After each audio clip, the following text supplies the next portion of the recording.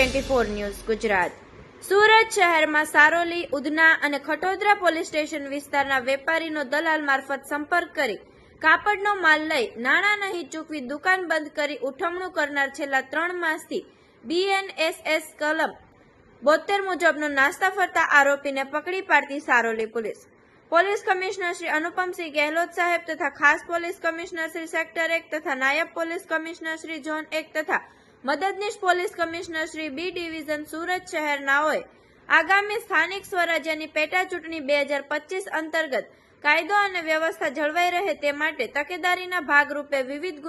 ગુનાના નાસ્તા ફરતા આરોપીઓને પકડી પાડવા માટે સૂચના કરેલ હોય, જે સૂચના અને માર્ગદર્શનના આધારે police inspector Shri SR Vekariya સાહેબ નાઓની આગેવાની હેઠળ સર્વેલન્સ સ્ટાફના police sub inspector SR Rana સાહેબ તથા બીજા સર્વેલન્સ સ્ટાફના માણસો સાથે અલગ અલગ ટીમો બનાવી વર્કઆઉટમાં હતા।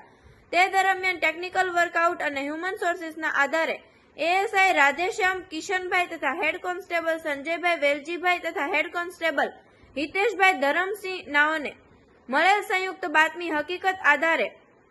સારોલી, ઉધના અને ખટોદરા પોલીસ સ્ટેશનના જુદા જુદા 3 ચીટિંગના ગુનાઓમાં, જે પૈકી સારોલી પોલીસ સ્ટેશનના છેલ્લા 3 માસથી BNSS કલમ 72 મુજબના વોરંટનો નાસ્તો ફરતો આરોપી રાજેન્દ્ર ઉર્ફે રાજુભાઈ જયંતિલાલ મોદી તે સાક્ષી ફેબ્રિક્સના ભાગીદાર નાઓને પકડી પાડી કાયદેસરની કાર્યવાહી કરી પ્રશંસનીય કામગીરી કરેલ છે। આવા અવનવા સમાચાર જોવા માટે જોતા રહો P24 ન્યૂઝ ગુજરાત।